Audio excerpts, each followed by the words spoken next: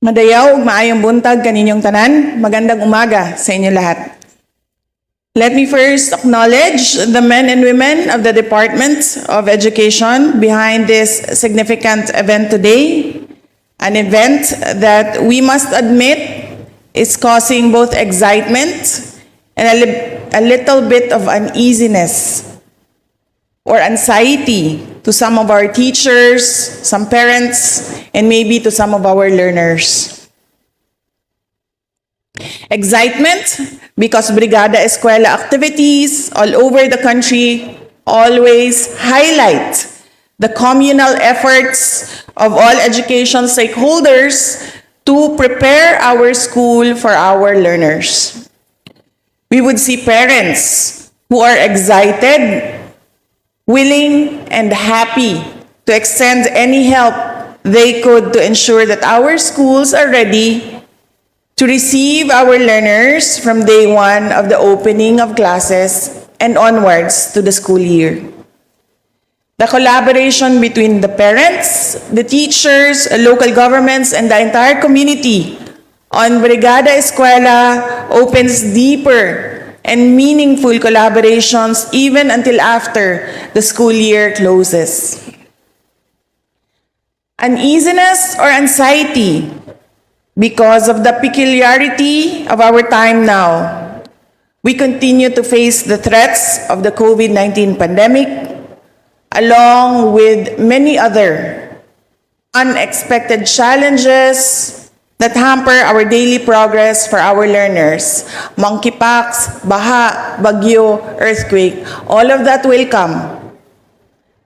What is important is that we have the determination to succeed in our mission. We are all set to open our schools all over the country 22 days from now.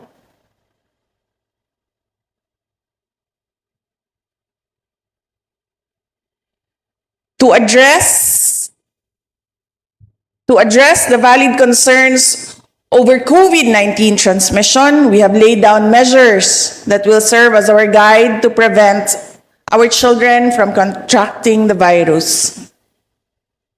As I continually to call on our teaching and non-teaching unvaccinated Department of Education personnel to go to counseling and reconsider your decision about vaccination.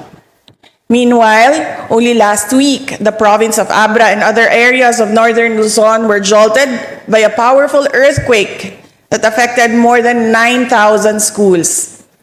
The assessment conducted by the Disaster Risk Reduction and Management Service showed that the government would need 1.4 billion for the repair of 451 classrooms destroyed by the earthquake and the other 706 classrooms that sustained damage.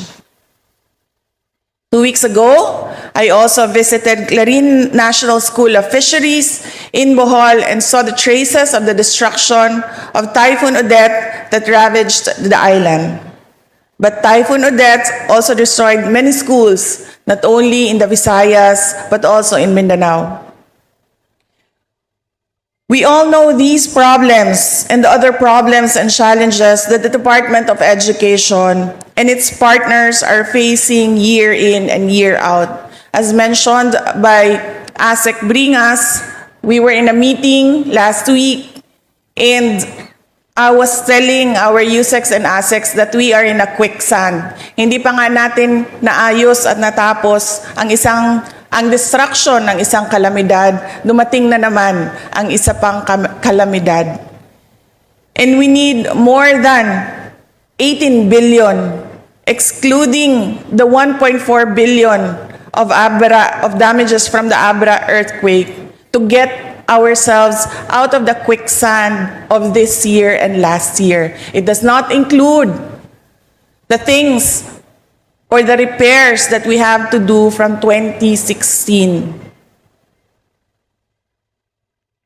But I am confident and I am optimistic that the Department of Education will overcome. And we will overcome with the support of our national government and the administration of President Bongbong Marcos.